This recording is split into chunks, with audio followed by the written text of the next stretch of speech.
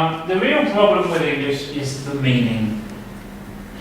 Meaning of different verb forms, the differences, how to choose between one and the other, right?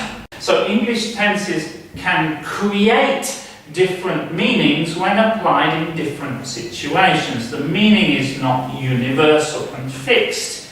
The meaning comes in part from the context. So English tense forms are 1. Different from those in your language.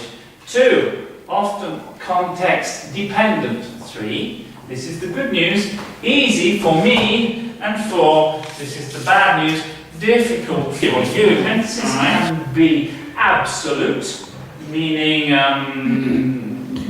locating the action clearly in time, in the past, in the present, in the future, or relative, locating the tense before or after another tense, or absolute relative. And a good example of absolute relative is I was going to, right? Okay, so it's like a shortcut. It's a code, okay? It's a way of communicating something which is it's faster, okay? It's efficient, that's the word. But the problem is you need to know the code.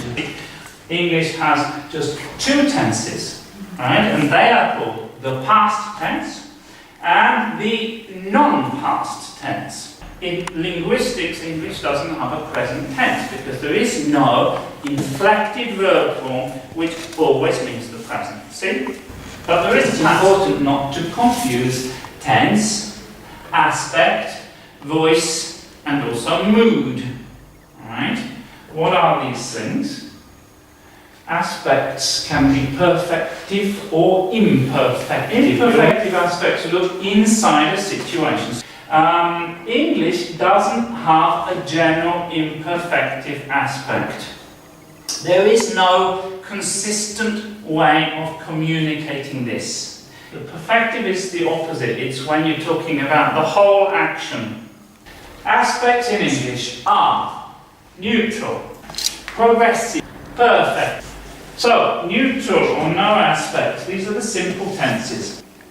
The progressive aspect expresses a dynamic meaning, something in progress. Okay, the perfect aspect, this is very, very, very simple. Nobody understands it, but it's very simple. It means before. Take the grammar, apply it to the verb in the context, you have only certain possible meanings because of the verb, you see?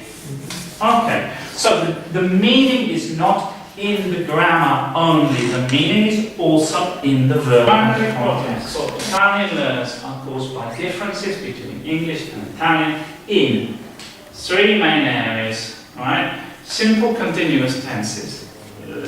I go, I'm going. Simple perfect tenses. I went, I have gone.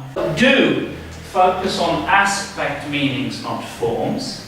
The form follows the meaning, not the other way around. It's not the tense that has the meaning. It's the aspect that has the form.